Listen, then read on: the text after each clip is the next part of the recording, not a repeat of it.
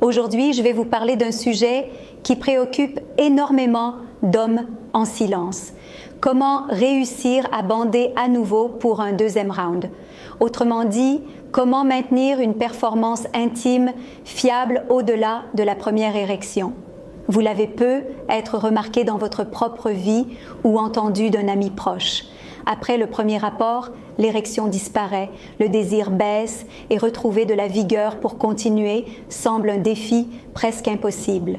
Pour beaucoup, c'est source de frustration, de honte et même de crainte de perdre la confiance de leur partenaire. Ce que je veux que vous compreniez dès le départ, c'est que ce n'est pas un caprice de votre corps ni un échec inévitable. Il existe des explications médicales très claires et surtout des stratégies éprouvées pour qu'un homme puisse retrouver de la fermeté et être prêt pour un deuxième round, même à un âge avancé. Je vais vous guider étape par étape depuis la physiologie qui explique ce qui se passe dans votre organisme jusqu'aux solutions les plus efficaces que vous pouvez appliquer dès maintenant. Il ne s'agit pas de miracles ni d'astuces passagères, mais de changements et de techniques qui feront que votre corps réponde comme vous le souhaitez, encore et encore. Avant d'aller plus loin, laissez-moi me présenter rapidement. Je suis le docteur Élodie Martinel, urologue depuis plus de 20 ans. J'ai accompagné des centaines d'hommes dans leur parcours de santé intime, des jeunes trentenaires aux messieurs de 80 ans. Et croyez-moi, ce dont on va parler aujourd'hui, je l'ai vu analyser et traiter dans mon cabinet parisien pendant toutes ces années. Alors, on y va. Comprendre la période réfractaire. La première chose à clarifier, c'est le concept de période réfractaire. C'est le laps de temps qui s'écoule entre l'éjaculation et la possibilité d'avoir une nouvelle érection. Chez les jeunes hommes, cette période est généralement courte, parfois de quelques minutes seulement, ce qui leur permet de reprendre rapidement l'activité. Mais avec l'âge, cet intervalle s'allonge, pouvant durer de plusieurs dizaines de minutes à des heures, voire des jours dans certains cas. Pourquoi cela se produit-il? Parce qu'après l'éjaculation, votre organisme entre dans un état de récupération physiologique. La dopamine, très liée au désir et au plaisir, diminue. En revanche, la prolactine augmente, ce qui génère une sensation de satiété sexuelle et réduit l'impulsion érotique. De plus, les vaisseaux sanguins du pénis mettent du temps à répondre à nouveau au stimulus, car la relaxation des muscles lisses nécessaires à la première érection a besoin d'un temps de récupération. Comprendre cela est essentiel. Il ne s'agit pas d'un corps endommagé ou d'une perte de puissance, mais de mécanismes biologiques qui ont des rythmes différents avec le passage des années. Cependant, il est tout à fait possible d'optimiser ces temps et de retrouver de la fermeté pour un deuxième round avec de la discipline et des connaissances. Maintenant, beaucoup d'entre vous m'ont écrit ou commenté en me demandant des recommandations selon votre âge. Alors, écoutez bien parce que je vais personnaliser mes conseils. Si vous avez entre 60 et 65 ans, comme plusieurs de mes patients et certains d'entre vous qui ont commenté, votre priorité numéro 1 doit être le cardio. 30 minutes de marche rapide chaque jour, c'est négociable. À cet âge-là, vos artères ont besoin d'être stimulées régulièrement pour maintenir une bonne circulation vers le pénis. Si vous avez entre 65 et 70 ans, ajoutez à ça les exercices de Kegel dont je vais parler dans un instant. Votre plancher pelvien a perdu du tonus et c'est normal, mais on peut le récupérer. Et si vous avez plus de 60 ans, comme ce monsieur qui m'a écrit qu'il avait 7 et 11 ans et du désir, mais que son pénis ne coopérait pas, concentrez-vous d'abord sur votre santé vasculaire globale. Consultez votre médecin pour vérifier votre tension artérielle, votre cholestérol et votre taux de testostérone. Ça, c'est la base. Et j'ai vu une question qui revenait. Est-ce mauvais de faire l'amour une fois par jour à 63 ans? Écoutez, si votre corps le permet et que vous en avez envie, ce n'est pas mauvais du tout. Au contraire, maintenir une activité sexuelle régulière à cet âge est excellent pour votre santé cardiovasculaire et votre morale. Le seul bémol, c'est de ne pas vous mettre la pression. Si un jour vous n'y arrivez pas, ce n'est pas grave. L'important, c'est d'écouter votre corps et de ne pas transformer le plaisir en obligation stressante. Les facteurs qui influencent la récupération. Il existe divers facteurs qui allongent ou raccourcissent la période réfractaire. Parmi eux, l'âge, bien sûr. Plus vous vieillissez, plus il est difficile d'avoir une nouvelle érection rapidement. La condition physique aussi. Un corps entraîné répond mieux aux demandes circulatoires qu'exige une érection. La santé vasculaire. Des artères saines permettent au sang de circuler rapidement et fermement vers le pénis. L'équilibre hormonal, de faibles niveaux de testostérone peuvent prolonger le temps de récupération. Et l'état mental, l'anxiété, la peur d'échouer et la tension émotionnelle bloquent les mécanismes naturels de l'érection. Tout cela signifie que le deuxième round ne dépend pas uniquement de votre désir, mais d'une combinaison de votre état physique, de votre santé intime et de votre mental. Et c'est là qu'interviennent les stratégies que je vais vous enseigner aujourd'hui. L'exercice physique comme potentialisateur naturel. L'exercice est la base de tout plan pour améliorer la performance sexuelle. Quand vous vous entraînez régulièrement, votre circulation s'améliore, votre cœur pompe plus efficacement et le sang afflue avec plus de puissance vers le pénis. Cela facilite non seulement la première érection, mais réduit aussi le temps nécessaire pour obtenir la deuxième. Les exercices les plus recommandés sont les cardiovasculaires comme marcher, courir ou nager, qui renforcent les artères et améliorent l'élasticité vasculaire. L'entraînement en force aide également à augmenter les niveaux de testostérone et à maintenir les muscles pelviens actifs. Ces muscles, en particulier le muscle pubococcygien, sont directement liés à la rigidité et à la capacité de maintenir l'érection pendant l'acte. Un homme qui consacre au moins 30 minutes par jour à faire de l'exercice a beaucoup plus de chances de retrouver rapidement de la fermeté qu'un sédentaire. C'est un fait médical prouvé que j'ai constaté dans ma pratique pendant plus de 20 ans. Les gars qui bougent régulièrement, même à 70 ans, ont des performances bien meilleures que ceux qui passent leur journée assis devant la télé. L'importance de l'alimentation. Votre alimentation détermine en grande partie comment votre pénis répond. Les aliments riches en antioxydants, vitamines et minéraux aident le sang à circuler avec moins de résistance et les tissus à récupérer plus rapidement après l'éjaculation. Certains aliments clés que je recommande à mes patients sont les fruits riches en citrulline et arginine comme la pastèque qui favorise la production d'oxyde nitrique, une molécule fondamentale pour l'érection. Les poissons gras comme le saumon et le maquereau, riches en oméga 3, qui protègent les artères et facilitent la circulation.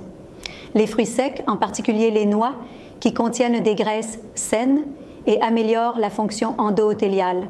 Les légumes à feuilles vertes comme les épinards, qui apportent des nitrates naturels essentiels à la dilatation des vaisseaux sanguins.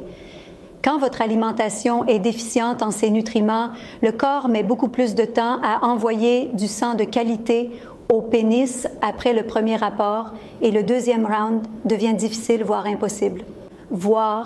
Je le vois tout le temps dans mon cabinet, les hommes qui mangent trop de charcuterie, de fromage gras et de pain blanc ont systématiquement plus de problèmes érectiles que ceux qui mangent équilibré, reposent et contrôlent du stress. L'un des ennemis silencieux de l'érection, c'est le stress.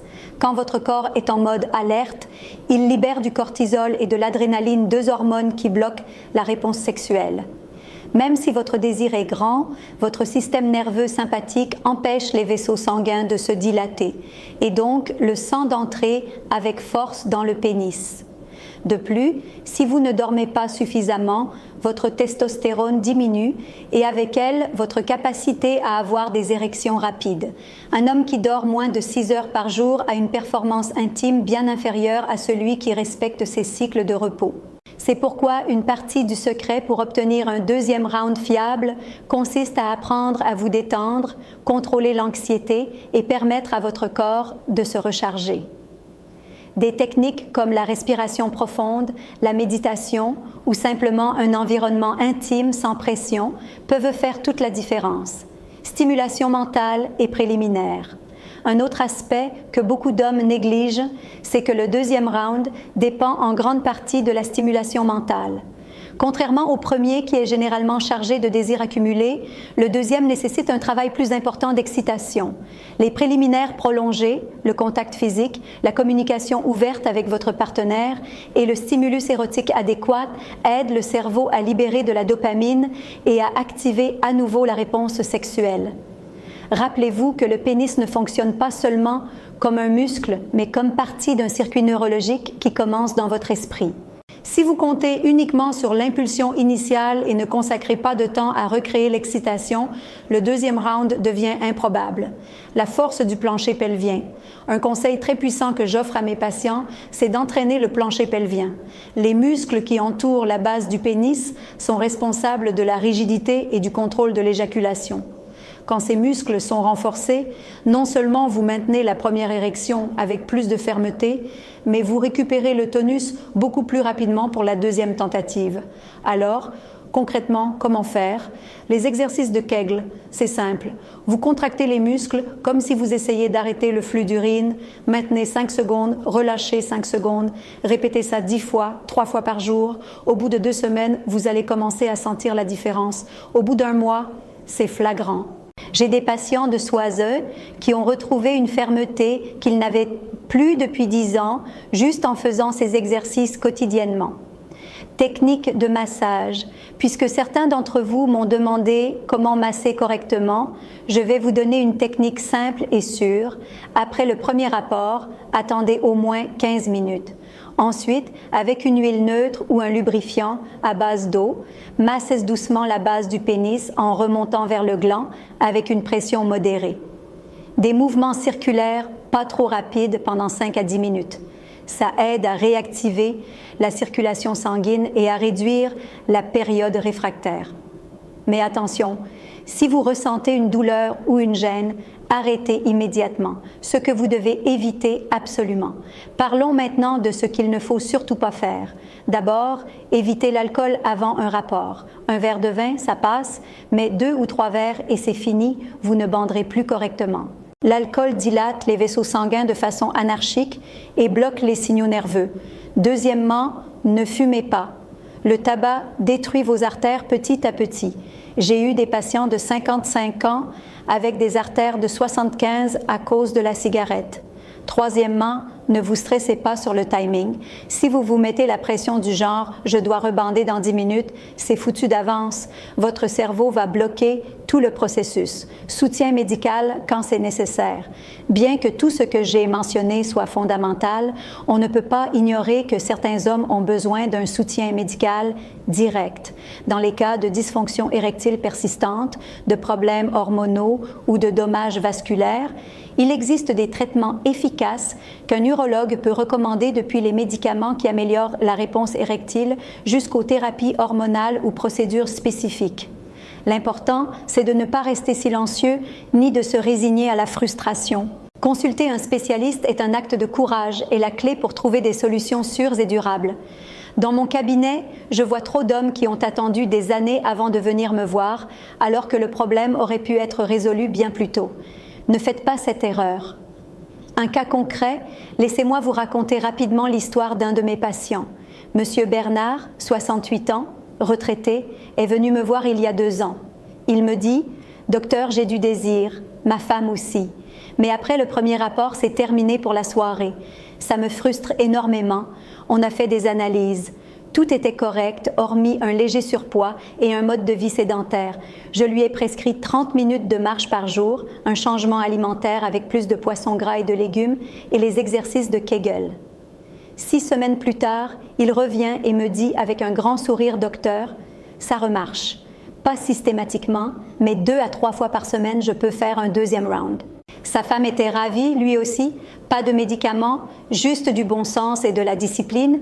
Voilà le genre de résultat qu'on peut obtenir quand on applique sérieusement ces principes. Ce n'est pas de la magie, c'est de la médecine basée sur des faits. Conclusion et message final. Retrouver de la fermeté pour un deuxième round n'est pas un mythe ni un privilège de la jeunesse.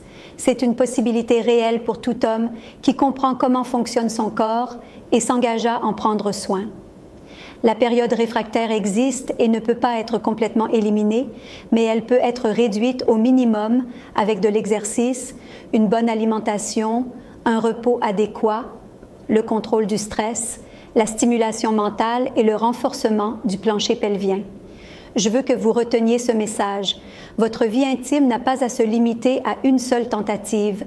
Avec de la discipline, des connaissances et quand c'est nécessaire un soutien médical, vous pouvez retrouver de la fermeté chaque fois que vous le désirez, offrant confiance, satisfaction et plénitude autant pour vous que pour votre partenaire. Il ne s'agit pas de quantité d'années, mais de qualité de vie. Et dans la santé intime masculine, la qualité se construit jour après jour avec de petites habitudes qui transforment votre corps et votre esprit. Je suis le docteur Élodie Martinel, urologue depuis plus de 20 ans, et ma mission est de vous accompagner dans ce chemin pour retrouver votre vitalité et votre confiance. Maintenant, je veux savoir de vous quelle stratégie avez-vous essayé pour retrouver de la fermeté lors d'un deuxième rapport? Avez-vous remarqué des changements avec l'âge? Je vous invite à laisser votre expérience dans les commentaires parce que parler de ces sujets en communauté est une façon de briser les tabous et de grandir ensemble. Et pour ceux d'entre vous qui ont des questions spécifiques, laissez-moi votre âge et votre principale préoccupation dans les commentaires. Je lirai tout et je ferai une vidéo dédiée aux questions les plus fréquentes. La semaine prochaine, je vais parler des médicaments sûrs après 60 ans parce que je sais que beaucoup d'entre vous se posent la question. Alors, abonnez-vous pour ne pas manquer ça, activez la cloche et partagez cette vidéo avec un ami qui pourrait en avoir besoin.